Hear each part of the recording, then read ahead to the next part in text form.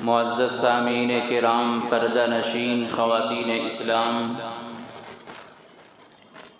اللہ رب العزت کا روئے زمین پر بسنے والے تمام انسانوں سے یہ خطاب ہے، تلک امۃ قد خلت لہا ما کسبت ولکم ما کسبتم، کہ وہ پچھلی قومیں گزر چکی ہیں، انہوں نے جو کچھ کیا ہے وہ پائیں گے، وَلَكُمْ مَا كَسَبْتُمْ، اور جو تم کرو گے وہ تم پاؤ گے، وَلَا تُسْأَلُونَ عَمَّا كَانُوا يَعْمَلُونَ، اور تمہیں ان چیزوں کے بارے میں نہیں پوچھا جائے گا جو ان لوگوں نے کیا ہے۔ بہت صاف ہے اور سمجھنے کے لیے یہ بہت کافی ہے کہ جو لوگ گزر گئے، ہم سے پہلے جو لوگ اس دنیا سے آ کر چلے گئے، وہ ان کو ملے گا جو انہوں نے کیا ہے۔ اچھا کیا ہوگا تو اچھا بدلہ ملے گا، اور برا کیا ہے تو بدلہ برا ہی ملے گا۔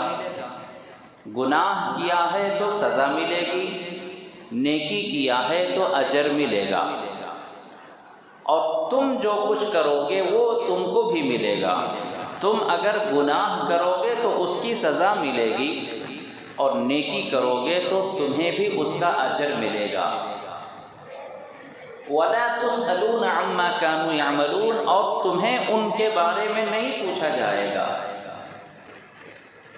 گویا ایک بہت بڑا جھگڑا ہمارے درمیان سے ختم کر دیا گیا کہ ہمیں پچھلے لوگوں کو لینا دینا نہیں ہے۔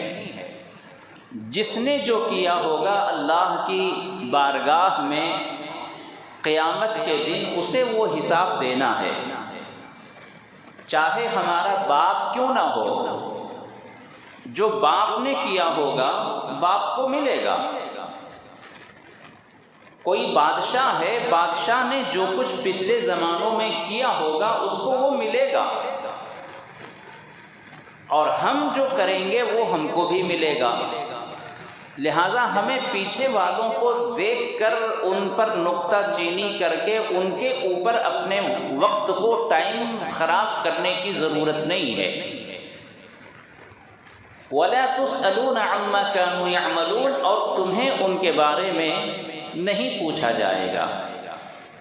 یہ بہت صاف ہے۔ اب ہمارے درمیان میں جو بہت سارے مسئلے جو شریعت کے اوپر بھی جو لوگ نکتہ چینی کرتے ہیں، انہوں نے یہ کہا ہے، انہوں نے یہ بیان کیا ہے، اپنے بزرگوں اور اپنے اسلاف پر جو نکتہ چینی کرتے ہیں، اس جھگڑے کو ختم کرنے کے لیے اگر کوئی آیت کریمہ ہے تو وہ یہی ہے۔ بھائی، پچھلے زمانوں میں جو لوگ پیدا ہوئے انہوں نے اپنے دماغ سے جو کچھ کہا ہے، لکھا ہے، کیا ہے، وہ جانے، اس کا رب جانے، اور تم جو کچھ کرو گے وہ تم جانو۔ اللہ اس کا بھی حساب لینے کے لیے ہے، تمہارا بھی حساب لینے کے لیے ہے۔ اپنی اپنی ذمہ داری کو ادا کرے، اپنی اپنی آخرت کی تیاری کرے۔ کوئی کسی کو جنت میں نہیں لے جائے گا۔ قبر کے اندر ہر شخص سے اس کے بارے میں سوال ہوگا، من ربک، تمہارا رب کون ہے؟ رب کے بارے میں تمہیں کیا معلومات ہیں، تمہارا کیا عقیدہ ہے؟ تو یہ مردے سے پوچھا جا رہا ہے، اس کے رشتہ داروں سے نہیں پوچھا جا رہا ہے، اس کے دوست احباب کے بارے میں نہیں پوچھا جا رہا ہے، ڈائریکٹ اسی سے سوال ہو رہا ہے کہ تمہارا رب کیا ہے، کون ہے؟ ماں دینوں کا، تمہارا دین کون سا ہے، تمہارا دین کیا ہے، تم کس دین پر عمل کرتے تھے؟ یہاں بھی دیکھیں کہ مردے سے سوال ہو رہا ہے کہ تم دنیا میں کس دین پر تھے۔ اس دین کے بارے میں بتاؤ۔ پھر آخری سوال یہ ہے ما تقول فی شان ھذا الرجل، کہ تمہارے نبی کے بارے میں تمہارا کیا خیال ہے۔ یہ 3 سوال ہوں گے اور ہر آدمی سے ڈائریکٹ اسی سے سوال ہوگا، یعنی ہر بندہ اپنے اپنے سوال کا جواب تیار کرے۔ کسی اور کی فکر کرنا منع تو نہیں ہے، لیکن قبر کے اندر آپ سے سوال ہوگا۔ آپ کے دادا پردادا جو چلے گئے ان کے بارے میں نہیں پوچھا جائے گا، جو ہم سے پہلے چلے گئے ان کے بارے میں سوال نہیں ہوگا، آپ کے رشتہ داروں کے بارے میں سوال نہیں ہوگا۔ قبر کی پہلی منزل جو نکیرین کے سوال جواب ہیں اسی سے شروع ہو جاتی ہے۔ آپ نے اگر سوال کا جواب اچھا دے دیا تو وہاں سے آپ کی گاڑی آگے کی طرف روانہ ہو جائے گی، اور اگر وہیں آپ گڑبڑ ہو گئے، وہیں آپ فیل ہو گئے تو آگے کی مشکلیں اور بڑھتی جائیں گی، منزلیں دشوار ہوتی جائیں گی۔ تو آدمی اپنے آپ کی پہلے تیاری کرے، لیکن بدقسمتی یہ ہے کہ ہم اپنی تیاری کے بجائے دوسروں کی فکر کرتے ہیں، دوسروں پر وقت ضائع کرتے ہیں، دوسروں کو ہم دیندار بنانا چاہتے ہیں، خود کیسے ہیں اس کا جائزہ نہیں لیتے، خود کیسے ہیں اس کا محاسبہ نہیں کرتے، خود کیسے ہیں آئینے میں نہیں دیکھتے۔ ہر آدمی ہمیں دیندار نظر آنا چاہیے، ہر آدمی ہمیں فرشتہ صفت انسان دکھنا چاہیے، چاہے خود ابلیس بن جائے، اپنے آپ کو شیطان بنا رکھا ہے، اس کی فکر نہیں ہے، لیکن آدمی جو ہے وہ ایک دم صحیح ہونا چاہیے۔ یہ بیوقوفی والی بات ہے۔ تم جب کسی کو اچھا دیکھنا چاہتے ہو تو لازم ہے کہ تم خود بھی اپنے آپ کو اچھا بناؤ۔ تو اپنی تیاری کریں، اپنی آخرت کو سنوارنے کی کوشش کریں۔ اللہ رب العزت نے اسی بات کو سمجھایا ہے، تِلْكَ أُمَّةٌ قَدْ خَلَتْ لَهَا مَا كَسَبَتْ وَلَكُمْ مَا كَسَبْتُمْ، کہ وہ قومیں گزر چکی ہیں، ان کی لڑائیاں، ان کے جھگڑے آپس میں ذکر کر کے اپنے وقت کو خراب نہ کرو، جس نے جو کیا ہوگا اس کو ملے گا۔ پچھلے 2 جمعے سے محرم الحرام کی فضیلت اور یزید، واقعہ کربلا، ان تمام چیزوں کے بارے میں آپ بارہا سنتے رہے ہیں، اور بیانوں میں خاص طور سے محرم الحرام کے جمعوں میں یہ باتیں آ جاتی ہیں۔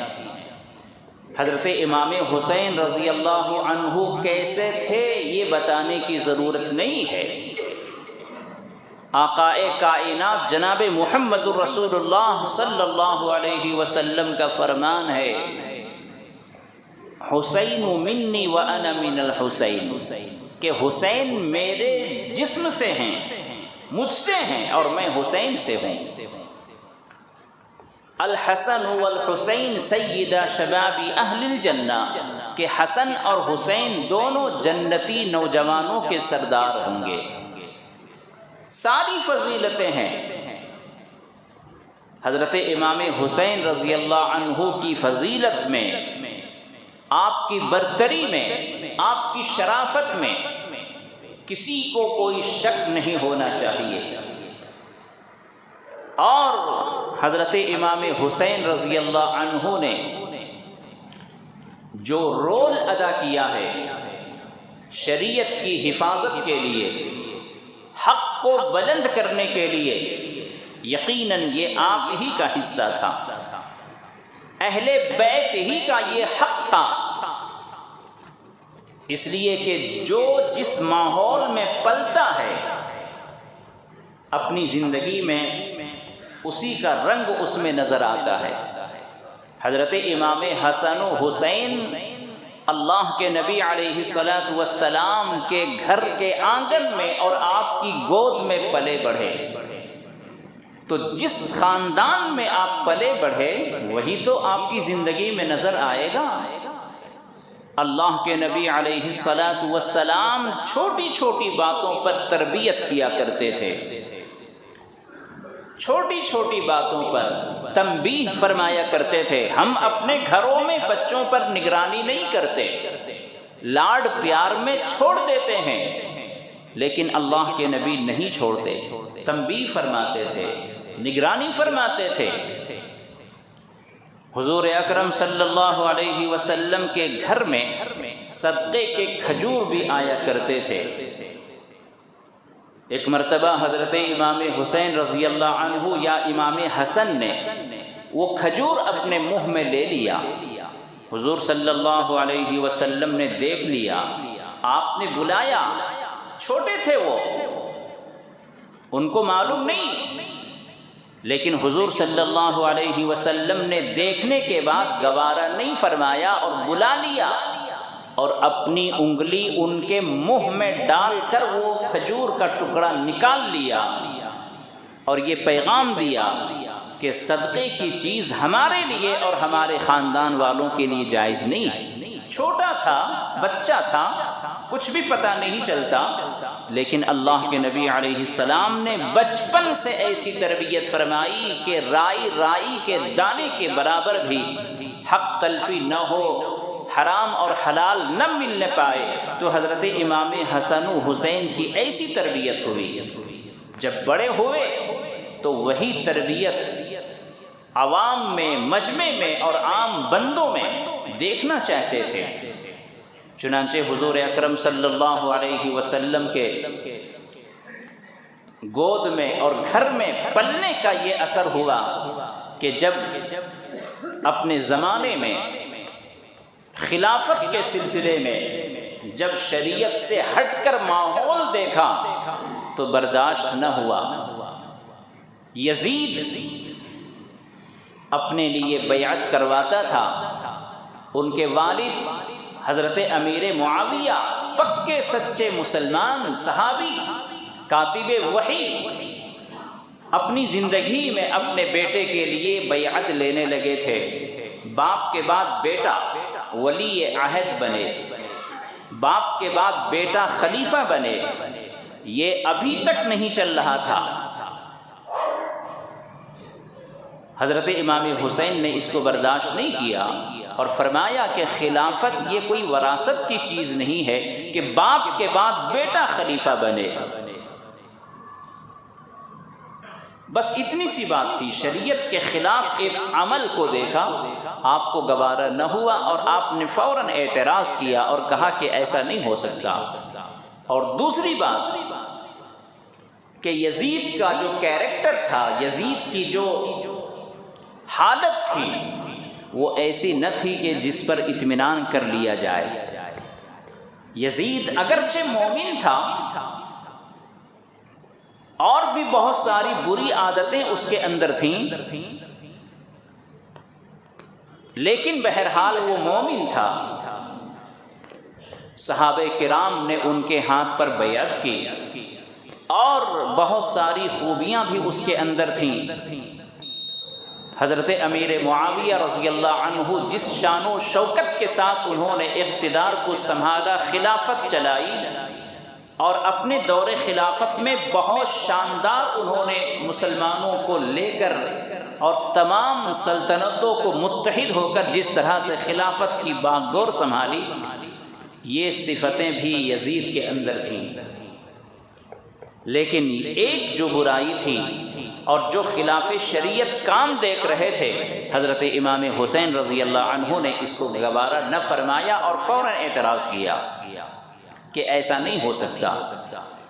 تو حضور صلی اللہ علیہ وسلم کے گھر میں پرورش پانے والے کسی بھی فرد کی یہ ذمہ داری بنتی تھی کہ وہ اپنے نانا کے شریعت کو، نانا کے دین کو من و عن وہ دوسروں تک منتقل کرے۔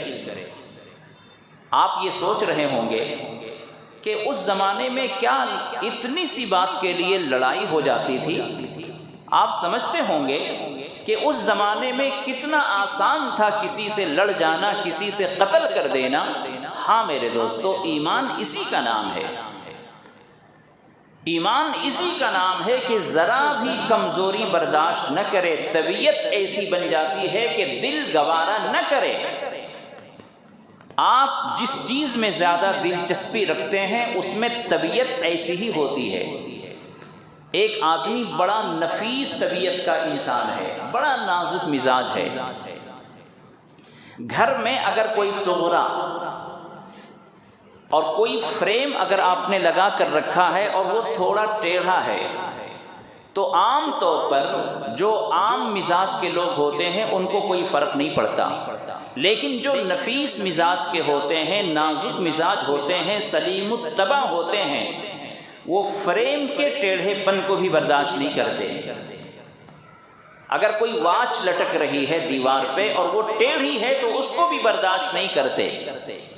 مسلمانوں، تم اپنے گھر میں ایک چھوٹی سی چیز کے ٹیڑھے پن کو، کمی کو برداشت نہیں کرتے ہو، دین کی کمی کو کیسے برداشت کیا جا سکتا ہے؟ حضرت امام حسین رضی اللہ عنہ نے برداشت نہیں کیا کہ میرے جیتے جی دین کے اس اہم شعبے کے اندر کسی طریقے سے گھسپیٹ ہو اور کسی طرح سے اس میں خیانت ہو اور کسی طرح سے اس میں رد و بدل ہو۔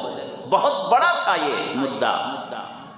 ہم اور آپ یہ سمجھتے ہیں کہ جب تمام صحابہ نے عمل کر لیا، بیعت کر لی، تو حضرت امام حسین کیوں نہیں کر لیتے تھے؟ ایک جنگ ٹل جاتی تھی، لیکن نہیں، ایمان کا تقاضا تھا، شریعت کا تقاضا تھا کہ وہ اپنے نانا کے دین کو زندہ رکھیں، شریعت کو مٹنے نہ دیں، کم نہ ہونے دیں۔ اور ایک مثال اور آپ کے سامنے پیش کروں۔ جب حضور صلی اللہ علیہ وسلم اس دنیا سے تشریف لے گئے تو حضرت ابو بکر صدیق رضی اللہ عنہ خلیفہ بنے۔ تو حضرت ابو بکر صدیق کے زمانے میں کچھ لوگوں نے زکوٰۃ دینے سے انکار کر دیا۔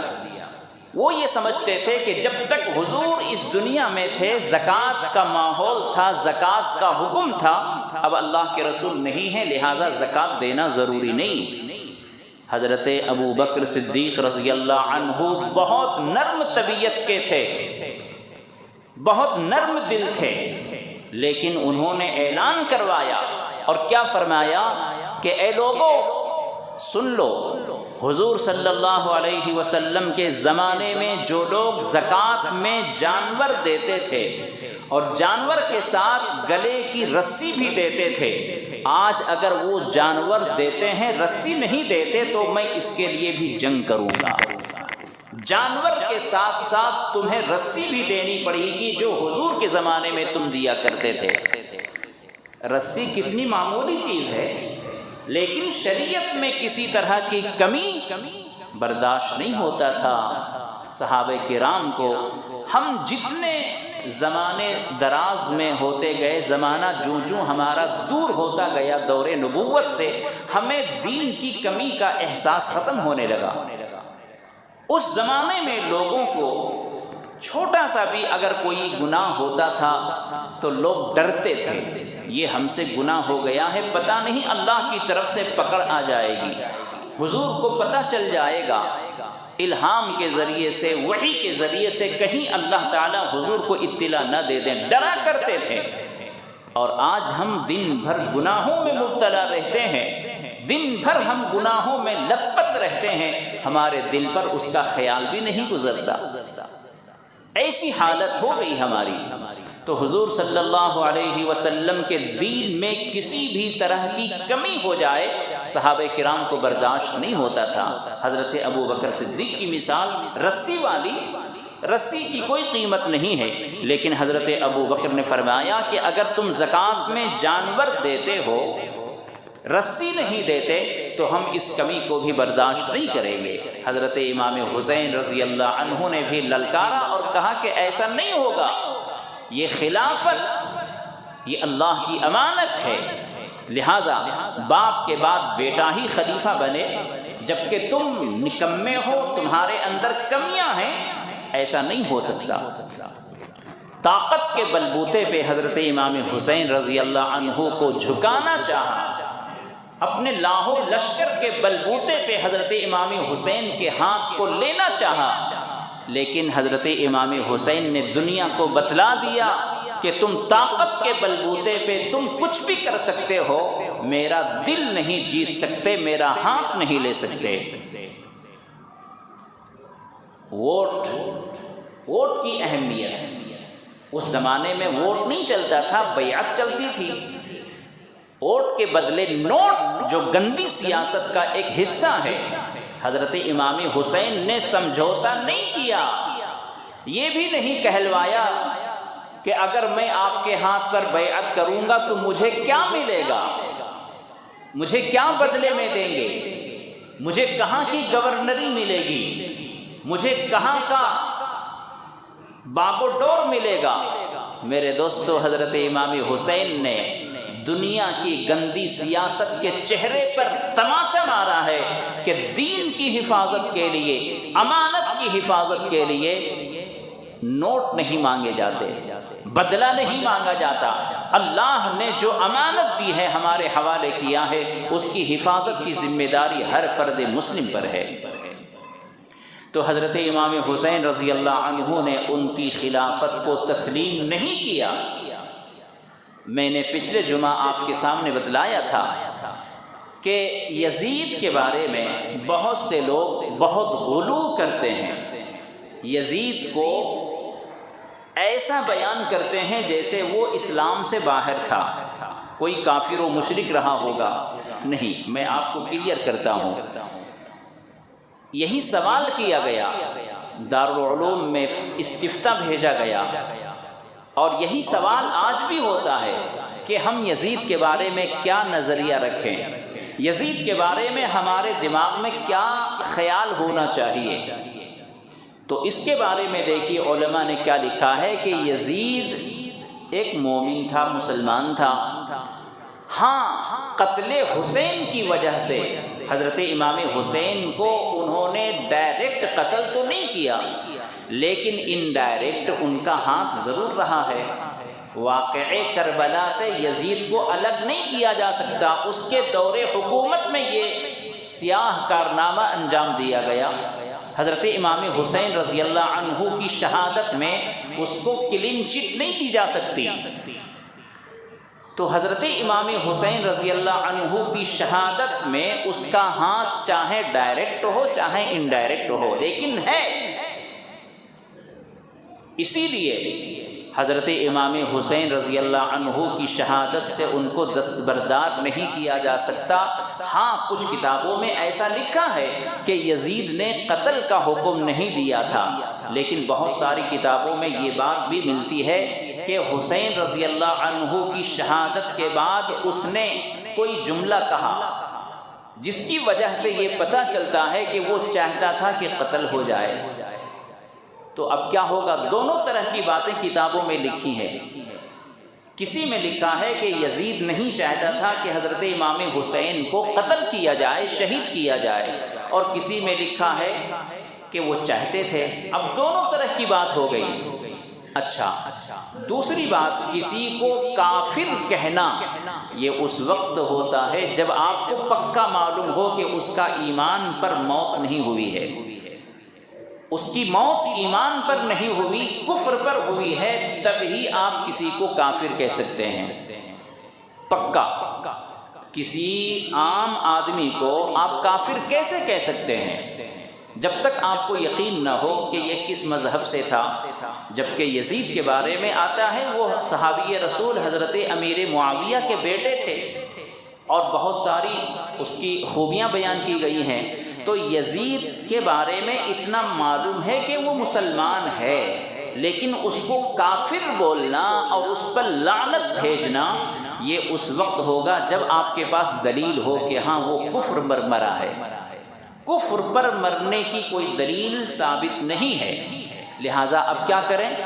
یزید کی خوبیاں بیان کی جائیں، یزید کی فضیلت بیان کی جائے؟ نہیں۔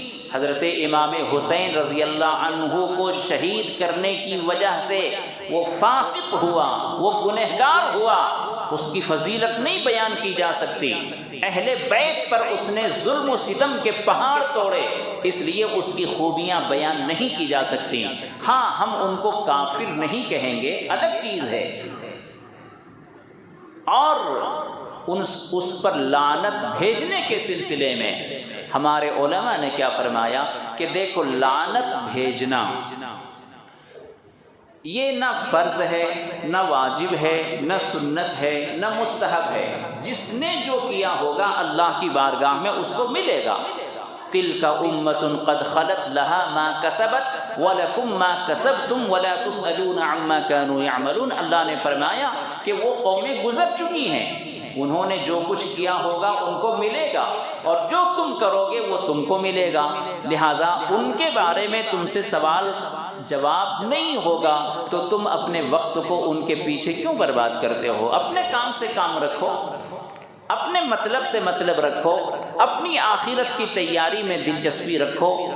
تو یہاں ہمیں یزید کے بارے میں ایک خاموشی کا ماحول رکھنا ہے اپنے ذہن میں۔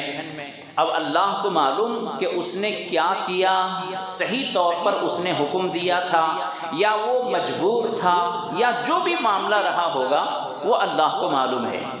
تو اتنی بات آپ کے ذہن میں رہنی چاہیے کہ یزید کے کردار کے سلسلے میں اتنی بات معلوم ہے کہ حضرت امام حسین اسی کے دور حکومت میں شہید ہوئے، اور اس نے حکم دیا تھا، یہ بھی بات ہے، اس نے حکم نہیں دیا تھا، یہ بھی ذکر ہے۔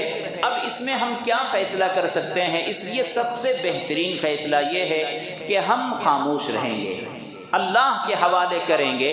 اللہ اس کے معاملے میں بہترین جاننے والا ہے۔ اور ایک بات یاد رکھیں، حضرت امام حسین رضی اللہ عنہ حق پر تھے۔ آپ یہ کہیں کہ یزید کے ہاتھوں پر جو چند صحابہ کرام نے، تقریباً جو 200 صحابہ کرام تھے، انہوں نے بیعت کی اور حضرت امام حسین نے نہیں کی، تو جن صحابہ کرام نے بیعت کی تھی، صحابہ کرام نے بیعت کو توڑ دیا تھا۔ کب؟ جب حضرت امام حسین رضی اللہ عنہ شہید ہوئے۔ تو جب حضرت امام حسین کو شہید کیا گیا تو مدینے کے تمام صحابہ جتنے موجود تھے، زندہ تھے، انہوں نے یزید کے اوپر جو بیعت کی تھی، سب نے اپنی بیعت کو توڑ ڈالی تھی۔ تو حضرت امام حسین حق پر تھے، ان کا ایک ہی کہنا تھا کہ باپ کے بعد بیٹا خلیفہ بنے، یہ شریعت کے خلاف ہے، مشورے سے بنایا جائے، تقوی طہارت کی بنیاد پر بنایا جائے، شریعت کے عامل اور عالم ہونے کی بنیاد پر بنایا جائے۔ باپ کے بعد بیٹوں کو خلافت ملنا یہ شریعت کے خلاف ہے، اور جو اس کے اندر کمزوریاں ہیں، برائیاں ہیں، بری عادتیں ہیں، ان عادتوں کو دیکھ کر تو اس کو خلیفہ نہ بنایا جائے۔ یہ حضرت امام حسین کا اعلان تھا۔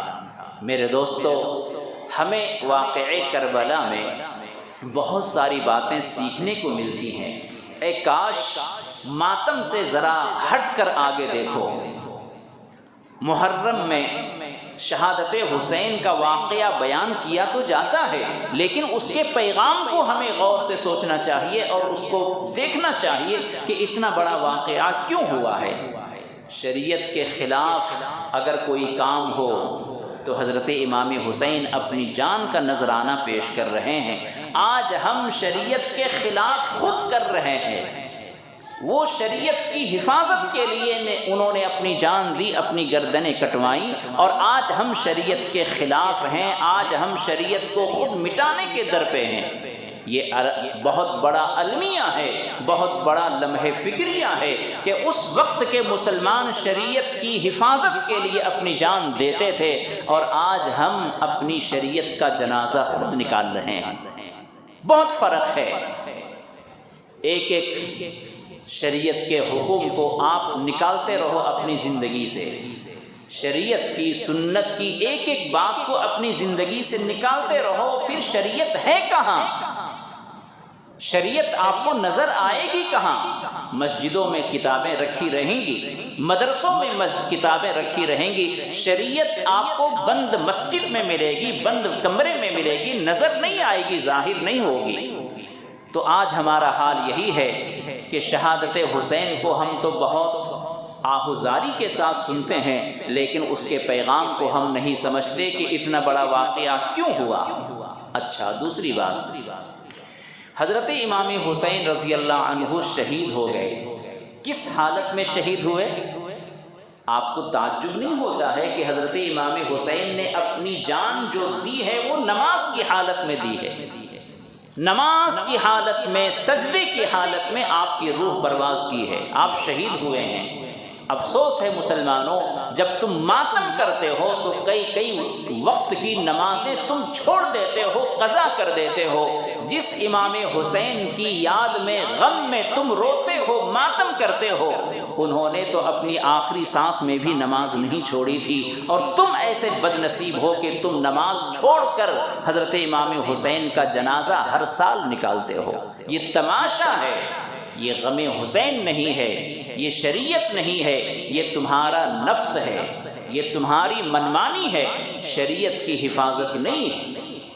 دوسری بات، حضرت امام حسین رضی اللہ عنہ کو جن جن لوگوں نے شہید کیا، جتنے یزیدی لشکر تھے، ان تمام کو چن چن کر مارا گیا۔ جب مختار ثقفی خلیفہ بنا تو اس نے شہیدان کربلا جو تھے ان کی شہادت میں اور 72 شہداء کربلا کو شہید کرنے میں جن جن کا ہاتھ تھا، جیسے آج ہر جگہ چھاپا مارتے ہیں، ریڈ کرتے ہیں، اور جس طریقے سے مجرموں کی تلاش ہوتی ہے، اسی طریقے سے مختار ثقفی کے زمانے میں ایک ایک مجرم کو تلاش کر کے اس کو قتل کیا گیا کہ اس نے حضرت امام حسین کے اوپر تلوار چلائی تھی۔ انہوں نے یزیدی لشکر ہے، اور انہوں نے شہداء کربلا پر تلوار چلائی تھی، ان کے گھوڑے کو زخم کیا تھا، ان پر پانی کو بند کیا تھا، اہل بیت کے ساتھ اس نے گستاخی کی تھی۔ اللہ تبارک و تعالی نے تمام یزیدی لشکروں کا قتل اسی انداز سے ہوا۔ جس نے جو کیا تھا دنیا میں اس کو سزا ملی۔ اب جو ہر سال تم جو ماتم کرتے ہو، کس کو دکھا رہے ہو؟ ہر سال جو تعزیہ بناتے ہو، کس کے لیے بناتے ہو؟ سزا مل گئی ہے، اور اب جو تمہیں کرنا ہے وہ ماتم نہیں، پیغام حسین کو عام کرنا ہے، شریعت کے پیغام کو عام کرنا ہے۔ ہمارے ماحول میں، سماج میں آج بھی شریعت کے خلاف ہو رہا ہے۔ باپ کے بعد بیٹا مدرسے کا ذمہ دار بنتا ہے۔ یہ خلافت امانت ہے، تو مدرسے کی، مسجد کی جو ذمہ داری ہے وہ بھی تو امانت ہے، صدارت کا عہدہ یہ بھی ایک امانت ہے۔ کوئی ضروری نہیں کہ بیٹا نکما ہو پھر بھی اسی کو صدر بنایا جائے۔ مسجد کا ذمہ دار ہے وہ ختم ہو جائے تو محلے سے جو اعلیٰ قسم کے افراد ہوں گے، جن کی سوچ اچھی ہوگی، جن کی زندگی تقویٰ طہارت والی ہوگی، مشورے سے ان کو صدر بنایا جائے، ان کو سیکریٹری بنایا جائے، ان کو متولی بنایا جائے۔ یہ جو پرا جو چل پڑی ہے کہ صدر کا بیٹا ہی صدر بنے، خلیفہ کا بیٹا ہی خلیفہ بنے، جس طرح حضرت امام حسین نے اس کو گوارا نہیں فرمایا، اسی طریقے سے یہ بھی شریعت کے خلاف ہے۔ اگر آپ کے نزدیک کوئی اچھا آدمی ہے، شورا کے اعتبار سے، مشورے کے اعتبار سے اس کو بنایا جائے۔ یہ کوئی روایت، اچھی روایت نہیں ہے کہ بیٹا نکما ہو، بدنام ہو، شریعت کا کھلواڑ کرنے والا ہو، اور باپ صدر تھا تو اس کے بدلے میں اس کو صدر بنایا جائے۔ بہرحال میرے دوستو، پیغام حسین کو ہمیں عام کرنا چاہیے، اور واقعہ کربلا میں جو جو ہمیں پیغام مل رہا ہے اس کو ہمیں اپنی زندگی میں داخل کرنا چاہیے۔ اللہ کے راستے میں شریعت کی حفاظت کے لیے اپنی جانوں کا نذرانہ پیش کرنا اسی کو شہادت کہتے ہیں۔ چنانچہ حضرت امام حسین رضی اللہ عنہ نے شہادت پیش کیا، اور شہادت وہ دولت ہے اللہ تبارک و تعالیٰ کے نزدیک بغیر حساب و کتاب کے جنت میں داخلہ ہوتا ہے۔ اسی کپڑے کے ساتھ، اسی خون میں لت پت جسم کے ساتھ، بغیر غسل کے ساتھ ان کو دفنا دیا جاتا ہے، اور وہ اللہ کی بارگاہ میں ویسے ہی حاضر ہوں گے کہ ان کے جسم سے خون ٹپک رہا ہوگا، ان کے بدن سے وہ خون نظر آ رہا ہوگا، اسی حالت میں وہ اللہ کے پاس اللہ کی بارگاہ میں حاضر ہوں گے۔ تو بہرحال میرے دوستو، محرم کے مہینے میں ہمیں جو کام کرنا ہے وہ صرف 10 دن کے لیے نہیں، عام طور پر جو رسمیں ادا کی جاتی ہیں وہ 10 دن، حالانکہ جو رسمیں لوگوں نے اپنائی ہوئی ہیں وہ غیر ضروری ہیں، غیر شرعی ہیں۔ پیغام حسین ہمیں اپنی پوری زندگی اپنانا ہے، پیغام حسین پر ہمیں پوری زندگی عمل کرنا ہے۔ تو اس لیے ہمیں اپنی زندگی میں جو شریعت کے خلاف باتیں ہیں، اپنے ماحول میں، اپنے سماج میں، ان باتوں پر اگر ہم عمل کریں گے تو پھر شہادت حسین اور پیغام حسین کو ہم ٹھکرانے والے ہیں۔ شہادت حسین کا حق اس وقت ہوگا، پیغام حسین کو ہم اس وقت مانیں گے جب آپ کے مشن کو ہم زندہ رکھیں گے۔ اللہ تعالیٰ سے دعا ہے اللہ ہمیں ان باتوں پر عمل کرنے کی توفیق عطا فرمائے۔ وآخر دعوانا ان الحمد للہ رب العالمین۔